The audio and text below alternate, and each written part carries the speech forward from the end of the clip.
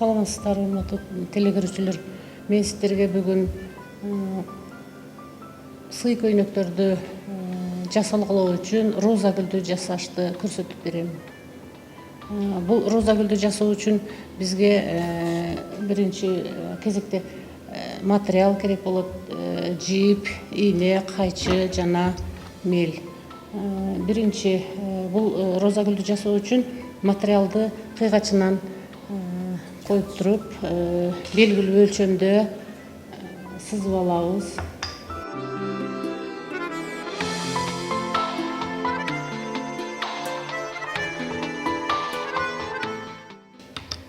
Андан кийин аны кайчы менен кырып алабыз.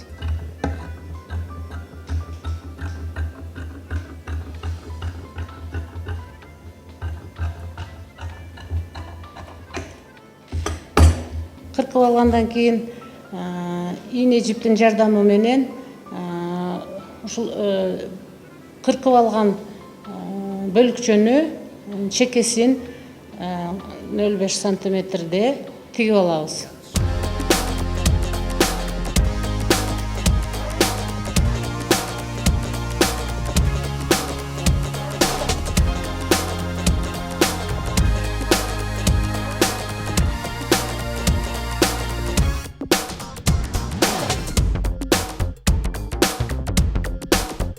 Материалдан 0,5 сантиметрде колдо тигип алдык. Эми биз бул бөлүкчөнү роза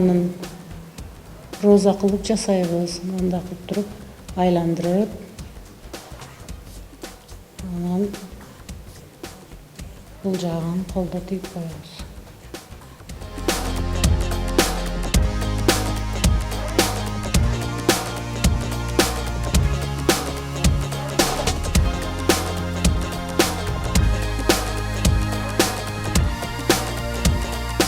Бекемдеп тигип койдук, бул жазылып кетпесин үчүн. Мына розабыз даяр болду. Мисалы үчүн бул күндөлүк жумушка кийилүүчү эле көйнөк.